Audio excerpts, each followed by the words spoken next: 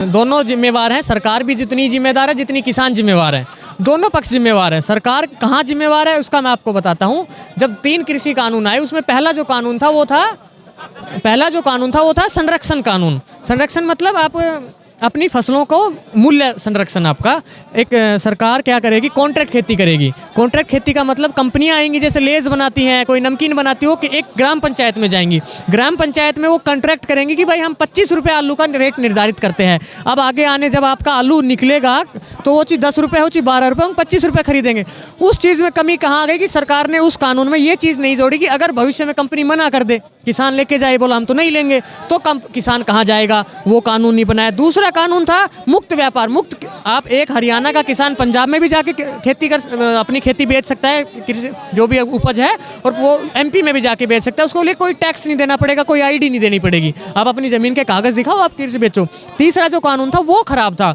वो खराब किस लिए था कि अन्न भंडारण का अमेंडमेंट किया गया, जो 1955 में अन्न भंडारण के लिए सरकार ने कर दिया था कि कोई अन्न भंडार नहीं करेगा। वो सरकार ने कहा कि भाई आप अन्न भंडार कर सकते हो, लेकिन उसमें अच्छी बात ये थी कि किसान भी अपनी फसल को रोक सकता है 10 महीने 11 महीने जब भाव वो बेच दे। लेकिन सर किसान के पास एक थोड़ी जगह होती है, वो ज़्यादा तो नहीं कर सकता, लेकिन उसका फायदा कौन उठाएंगे, आड़ती उठाएंगे, बड़े व्यवसायी उठाएंगे। इसमें सरकार को क्या करना था, एक कानून और जोड़ना था कि भाई अगर ऐसी कोई इकट्ठा करता है ज़्यादा तो पुलिस उस पर जाके छापा मार सकती है, कोई भी टीम उस पर जाके छापा मार सकती है। लेकिन सरकार ने वो नहीं जोड़ा, तो सरकार यहाँ कम रह गई। उसके पश्चात पंजाब के छोटे किसानों, उनके दिमाग को गुमराह किया गया कि भाई आपके साथ एमएसपी छीना जाएगा, आपके साथ ये करा जाएगा। और वो आंदोलन शुरुआत हुआ और सरकार ने उस आंदोलन को वापस लिया, कृषि कानून को तीनों को वापस लिया। अब क्या होता है, अब सरकार ने रबी की फसलों पे कुछ प्रतिशत न्यूनतम समर्थन मूल्य बढ़ाया। उसमें सबसे ज़्यादा गेहूं का किया 2125 रुपये। 2125 का मतलब लागत से 104% आपको दे रही है सरकार।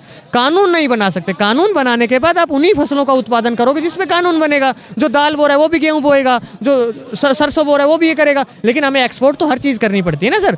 हमें तो अब सबसे बड़ी बात मैं बताता हूँ, हम जेनरिक मेडिसिन के सबसे बड़े उत्पादक हैं।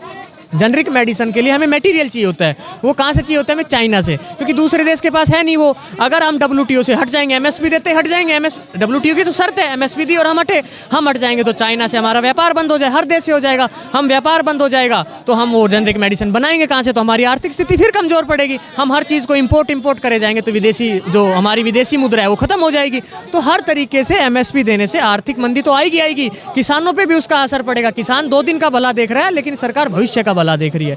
अब इसका में सबसे बड़ा जो लॉजिक है वो है कि सर 1965 में जब भारत पाकिस्तान का युद्ध हुआ था ना, तो भारत के पास इतना ही अनाज था कि एक आदमी एक टाइम का अनाज खा सकता था और सेना युद्ध लड़ रही थी। तो लाल बहादुर शास्त्री ने एक आह्वान किया कि भाई जय जवान जय किसान, और किसानों से एक विनती की कि भाई आप अन्न लाओ और सेना को दो। तो उस टाइम सबसे ज़्यादा जो मदद भारतीय सेना करी थी वो सिख लोगों ने करी थी, पंजाब के किसानों ने। इस बात को हम कभी नहीं जो अच्छाई है पंजाब के किसानों को, उसको मानने के लिए हमें बिल्कुल तत्पर रहना चाहिए कि पंजाब के किसानों ने पूरा सहयोग दिया था भारतीय सेना को। जैसे लाल बहादुर शास्त्री की हत्या हुई, विपक्ष तो उस टाइम भी बैठा था, इंदिरा गांधी भी थी। इंदिरा गांधी जी ये सोची कि भाई अब तो पंजाब हाथ से निकल जाएगा। पंजाब के किसान देश के साथ हैं, सेना के साथ हैं, और पंजाब का किसान या पंजाब के लोग, पंजाब के 2.3% जो सिख है ना सर, वो भारत की अर्थव्यवस्था में बहुत कुछ मायने रखते हैं। पारसी और सिख, उनके पास बहुत अच्छा बिजनेसमैन है, इंफ्रास्ट्रक्चर में है, इलेक्ट्रॉनिक्स ग्रेजुएट बनाते हैं, फौज का साथ देते हैं। तो अगर बोलो पंजाब के लोग फौज का साथ देंगे तो फौज मजबूत होगी, देश मजबूत होगी। तो संजय गांधी ने और अपने इंदिरा गांधी ने मिलकर 1970 से 1980 के बीच में पंजाब में आतंकवाद खलिस्तानी को डिपोर्ट किया कि भाई तुम जाओ और इनमें आग लगाओ। धीरे धीरे वो आग लगी। समय के साथ साथ आतंकवाद पे भी कंट्रोल किया गया, लेकिन अब फिर नहीं माने। फिर इन्होंने क्या किया, पंजाब में चिट्टा नशा किसानों के अंदर डाला गया। पेस्टिसाइड कि भाई पंजाब की ज़मीन में जितना उसके पेस्टिसाइड यूज़ कराओ, पंजाब के किसानों को कमज़ोर करो। क्योंकि पेस्टिसाइड से क्या होता है, एक बार तो फसल अच्छी होती है 10 साल 15 साल, उसके बाद खेत की जो कृषि की उपजाऊ क्षमता वो खत्म हो जाती है। तो एक पूरे दिमाग के प्री प्लांट के तौर पर कांग्रेस की सरकार द्वारा पंजाब में उपद्रवियों को घुसाया गया, धीरे धीरे गुमराह किया गया किसानों को। क्योंकि उनको पता है सिख समाज अगर कमज़ोर हुआ तो भारत की अर्थव्यवस्था टूटने लग जाएगी। सच्चाई है, इसमें बुराई कोई बात नहीं, सच्चाई है। सिख समुदाय, सिख किसान, पंजाब के किसान कमजोर होते हैं तो भारत की अर्थव्यवस्था बिल्कुल टूट जाएगी। और वही तोड़ने का काम कांग्रेस ने किया पंजाब को। पंजाब धीरे धीरे टूट गया। अब पंजाब के किसानों की गलती नहीं है कि वो आंदोलन बैठे, उनको मारना उनको दिक्कत नहीं है कि भाई पुलिस मार देगी या सरकार मरवा देगी। पंजाब के लोगों को ये समझाना पड़ेगा धरातल पे उतर के कि जो काम हो रहा है वो तुम्हारे फायदे के लिए हो रहा है, तुम्हारे फायदे के लिए हो रहा है, तुम्हें ही इसका फायदा मिलेगा। आप विपक्ष के गुमराह मत करो। भगवत मान ने विधानसभा चुनाव लड़ा तो क्या कहा था मैनिफेस्टो में कि हम पंजाब को MSP देंगे 22 फसलों पे। अब दे दो फसल 22 फसलों पे।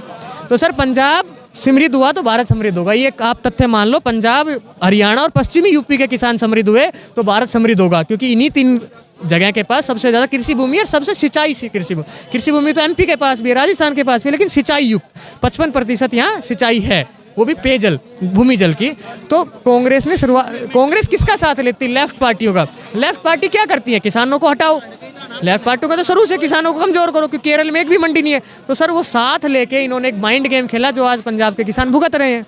वो भुगतेंगे जब तक नहीं समझेंगे। और दे के अगर सरकार झुक भी गई, एमएसपी देगी, तो सर किसी राज्य पे भार पड़े ना पड़े, पंजाब के किसान पे बिल्कुल भार पड़ेगा। नशे में खत्म हो जाएंगे, आपसी लड़ाई झगड़े में खत्म हो जाएंगे। और हम कभी नहीं चाहते कि पंजाब के किसान कमजोर हो, क्योंकि पंजाब अगर कमजोर हुआ तो देश कमजोर होगा, ये तय है।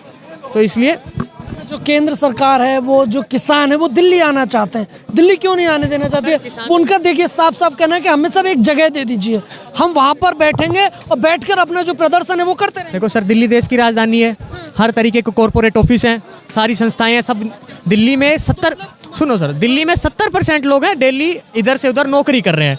इतने ट्रैक्टर अगर आएंगे, आप मानो 1 लाख ट्रैक्टर दिल्ली में घुस जाएगा, तो आपको दिल्ली का ट्रैफिक चलेगा? दिल्ली के रोड ट्रैक्टर के लिए नहीं बने। दिल्ली आप अमीर आदमी गाड़ी लेकर नहीं, आप ट्रैक्टर लेके आओ, लेकिन ट्रैक्टर के पीछे जो आप अलग चीजें ला रहे हो, बुलडोजर ला रहे हो, आप उपद्रव मचाने के लिए जो ला रहे हो, वो मत लाओ। दूसरी बात, किसान संगठनों को क्या करना चाहिए? अपनी 27 संगठन है किसान, जो कि इस आंदोलन में नहीं है। अभी 3 संगठन है, हाँ अभी 3 संगठन है। उनको क्या करना चाहिए? अपने हर संगठन को 15-20 आदमी इकट्ठे हो, पहले वो जंतर मंतर पे जो केंद्रीय मंत्री चंडीगढ़ में उनसे मिल सकते हो, तो यहाँ भी मिल सकते हैं। और आप मानो अगर किसान शांति से आएगा, तो हम देश के उस प्रधानमंत्री के साथ हैं जो इनसे बात करेगा, जो हाथ छोड़ सकता है, इनकी माफी मांग सकता है, वो इनसे बात करेगा। आप शांति से आओ, क्यों नहीं बात करेंगे? पहलवान बैठे थे ना, जाट भी बैठे थे आंदोलन में, लेकिन जाटों ने कभी सरकारी संपत्ति को नुकसान नहीं पहुंचाया। आप सरकारी संपत्ति को नुकसान मत करो, चुपचाप आओ, सरकार बात करेगी। ये कांग्रेस सरकार नहीं है कि लाल किले पे गोली मरवा के 27 किसानों को शहादत दे देगी, बात करेगी। लेकिन उसका एक लोकतंत्र में आप फंडामेंटल राइट्स हैं तो फंडामेंटल ड्यूटीज भी हैं, आपको मूल कर्तव्य का भी ध्यान रखना चाहिए। क्योंकि गांधी जी ने एक कहा था कि मेरी माता जी ने कहा था कि अगर हम हर आदमी की सभी मांगे मान लेंगे तो मांगे नहीं होती, वो थोपी गई एक जबरदस्ती थोपी गई एक चीज़ होती है। तो सारी मांगे नहीं मानी जाती। ना आप फ्री ट्रेड एग्रीमेंट बंद कर सकते हो, ना आप बिजली संशोधन ला सकते हो। सरकार क्या करी है? सोलर लाइट ला रही है, सब्सिडी दे रही है 75%, उसके बावजूद कह रही है कि आप जो बिजली उत्पादन करो उसको हम खरीदेंगे, उसका तो पैसा हमें देंगे ही देंगे, आपको 300 यूनिट प्लस फ्री और देंगे। तो वो भी तो किसानों के लिए हो रहा है ना सर। धान की किसानों को 96% किसानों को एमएसपी का फायदा हुआ था, जिसमें धान का सबसे बड़ा उत्पादक राज्य कौन है? पश्चिम बंगाल, 3% फायदा हुआ। यूपी सेकंड नंबर पे आता, 6% हुआ। 44% अकेला पंजाब को हुआ है। 70% मंडी अकेले पंजाब में है। तो मैं आपको एक चीज़ बता देता हूँ, किसान आंदोलन उनका हक है, उनको करना चाहिए। छोटे किसानों का पूरी तरीके का है, लेकिन उनको ये नहीं डरना चाहिए कि एमएसपी पे कोई खतरा है। एमएसपी पे कोई खतरा नहीं है, सब कुछ नहीं है। आप दूसरी फसलों को भी करो, आप सब्जी उगाओ, आप दालें उगाओ, पंजाब में हर सब्जी हो सकती है। लेकिन आप 20 साल बाद जब आपकी अगली पीढ़ी आएंगी, वो क्या करेंगी? आप नशे में खत्म हो जाओगे। आप देखो पंजाब में कितना नशा है, पंजाब में लोगों को गुमराह करके धर्म परिवर्तन कराया जा रहा है। तो मेरा मानना यह है कि पंजाब गया तो आप मान के चलो 2.3% सीख गए तो भारत की अर्थव्यवस्था चौपट हो जाएगी। पूरी अर्थव्यवस्था इन पे टिकी है। इनकी अच्छाई हम इनके गुरुओं को देखते हैं, इनको देखते हैं, तो इनका समर्थन करने में कोई दिक्कत नहीं है। लेकिन सर खालिस्तानी अगर जो वहाँ नारा लगाएगा तो वो किसानों को बदनाम करने का काम करेगा। किसानों को उनको पकड़ के खुद बाहर निकालना चाहिए कि आप बाहर जाओ। किसानों को मतलब ये जो खालिस्तानी का टैग है ये दे देना। किसान है ही नहीं, किसान तो अच्छे हैं, मैं तो आज मान रहा हूँ किसान समर्थन कर रहे हो, अच्छे हैं। लेकिन जो उसमें उपद्रवी भी घुस जाते हैं ना सर। अगर देखो किसान चुपचाप यहाँ आ गए, केंद्र सरकार ने उसकी बात मान ली, दे दी भाई 22 फसलों पे आप एमएसपी लो 5 साल के लिए, किसान मान गए, तो ग्राफ किसका बढ़ता? मोदी जी का और बढ़ जाता। पंजाब के किसान भी खुश हो जाते। डाउन किसका जाता? किसानों के दिमाग में एक बात जाती कि यार ये तो भगवत मान ने हमसे वादा किया था, तो गुमराह निकला, डाउन हो जाती सरकार। लेकिन विपक्ष कभी नहीं चाहता कि कोई आंदोलन सक्सेस हो, तो विपक्ष ने इसको हाईजैक किया, इसमें उपद्रवी घुसाए। ऐसा नहीं है किसान, ये ताऊ भी किसान है, पश्चिमी यूपी के हैं ताऊ। पश्चिमी यूपी का किसान कितना मेहनती है। देखो देश की अर्थव्यवस्था में 3 जगह के किसान सबसे बड़ा रोल निभाते हैं, पंजाब, हरियाणा और पश्चिमी यूपी। पश्चिमी यूपी को कहाँ लड़ा है? हिंदू मुसलमान करके, गैंग सबसे ज़्यादा क्राइम उस टाइम था। हरियाणा के किसान इनके जब कंट्रोल में नहीं आ रहे, तो पंजाब के किसानों को गुमराह करके कि तुम आपस में डिवाइड एंड करो, आओ इनकी ज़मीनें खराब करो, इनका बिजनेस खराब करो। तो कुल मिला के कहने की बात है कि एमएसपी नहीं दे सकते, 5 साल आप कुछ फसलों पे दे सकते, लेकिन धान और गेहूं पे कानून नहीं बना सकते। धान और गेहूं पे कानून बनने के बाद आपको सब्सिडी भी देनी पड़ेगी, उत्पादन बढ़ेगा, तो WTO आपका विरोध करेगा कि भाई आप तो अपने किसानों को संपन्न बना रहे हो। और संपन्न मेरे पास जो चीज़ होगी मैं मर्जी से रेट बेचूंगा।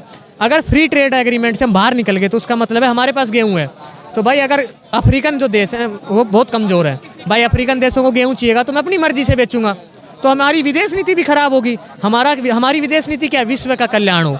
जिस भारत देश में कोरोना के टाइम 140 करोड़ जनसंख्या होते हुए नरेंद्र मोदी भरे मंच पे ये कहते हैं कि हम विश्व के साथ हैं,